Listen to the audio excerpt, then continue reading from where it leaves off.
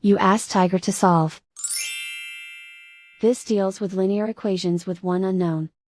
The final result is x equals 17. Let's solve it step by step. Simplify the expression. Simplify the arithmetic. Group all constants on the right side of the equation. Subtract 5 from both sides. Simplify the arithmetic.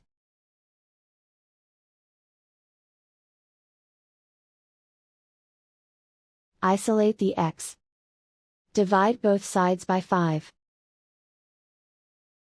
Simplify the fraction.